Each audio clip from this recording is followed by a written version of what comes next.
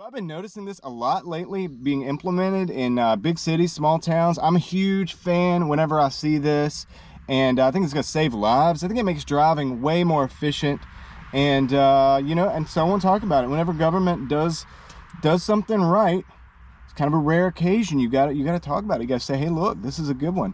What am I talking about? Traffic circles, roundabouts. Used in certain situations, I think these things are awesome. I'm a huge fan. I'm not an expert in, building roads or engineering like that, but I am somebody who drives 40 to 50,000 miles a year, and I've been doing so for lots of years. So I have an opinion on this, and we're going to talk about it a little bit. So yeah, I've been seeing these things implemented. They're not going to take, obviously, the place of every traffic light. You can't do that. There's certain places that are really good for traffic lights, and there's certain places that are better suited for these roundabouts. And so I'm really happy to see these things being utilized. There's a lot of benefits to it, and we'll get right into some of the benefits. So first of all, it makes things more efficient. Now, I've always talked about how, you know, the biggest enemy of efficiency, fuel efficiency, whether you're talking to EV, gas, diesel, whatever, doesn't matter. The biggest enemy of efficiency is cities. The way cities are laid out and set up, you got the stop and go traffic. You're going down a hill, you got a lot of momentum, the car's rolling, efficiently, if you want to say that, and you see the light turns yellow, and you got to come to a stop. Now you got to come to a stop, and the other people that came to a stop, they're going to start going, and this is not good for fuel mileage. It's not good for your brakes, the materials that we make the brakes out of, just using more. It's just inefficient all around. And so one of the solutions to that, and it's been widely implemented in other countries and in this country too, but like I said, we're seeing it more and more, and I'm a big fan of that, is these roundabouts, because instead of having to stop, you can merge and a lot of times just kind of flow. Right? And it takes a little bit of, knowing how to drive, I guess you could say, but that's part of driving, is learning how to drive. So I don't think that's a big problem. I think it's something, once people get used to it, it's going to be it's very intuitive and it's natural. And people will merge into these roundabouts and keep going, and you don't have to stop. Now, other thing is good about the roundabouts or the traffic circles is the safety, man. So when you come into a stoplight, right, and somebody makes the mistake, or and I've seen this a lot, people not paying attention, and they run a red light. I'm talking about a dead red light, it's been red for a while. It's not a yellow light, a red light. They're not paying attention. Maybe they're on the phone, maybe they're texting, I don't know, but they just run this thing, right? When you're going through that green light, somebody runs the red light and you get T-boned, that's a lot of deaths and things happen. It's a terrible situation, right, where you have this high speed kind of impact.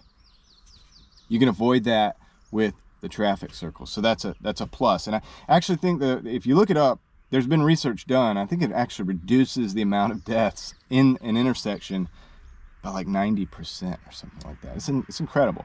Like I said, you can't use these in all situations. There's places where traffic lights are better, because you might need crosswalks and things like that, where people need to walk around in the city grid. In the city near me, and I actually have a video of me driving through this process, but in the city near me, the north and south, going through downtown, very busy area, they have synchronized stoplights. It's really cool, because if you catch the green light, you can keep catching green lights as you go, and you don't ever have to stop and get through downtown. And I think it's like 1.5 minutes or something, I can't remember, but I did do a video just driving through it, just to show. And I think that's one of the best actual examples of synchronized lights, and it's really well planned out. But you do have red lights so that people can walk across, because you got a lot of pedestrian traffic. So it's not for every situation, but I think it's really good. So it's safe, it's efficient, and there's another benefit of the traffic circles. When the power goes out, traffic circles still work. They're not relying on power for the bulbs, the computerized systems, or whatever runs the stoplights. And that when the power goes down, stoplights go down, and maybe they have a backup like flashing system, but people kind of just, they're lost. They don't know what to do. You see it all the time when the power goes out. And we have hurricanes here, so it happens quite frequently. But traffic circles, they don't require that. It's a one and done. Once you build the circle, and it probably is a little bit more engineering to do that, but once it's built, it's good to go. So in that way, it's like a forever technology. It kind of works, and I'm a fan of technologies like that are once they're built, they work. They don't require all this extra stuff. Like, our grid's not the best anyway. We have failures. So why not do this as much as we can to keep traffic flowing and keep things safer, keep things more efficient. So anyway, I just wanted to mention this. I've noticed it out driving, recently, and there's a lot of new neighborhoods and new stuff being built around where I live and in the cities nearby.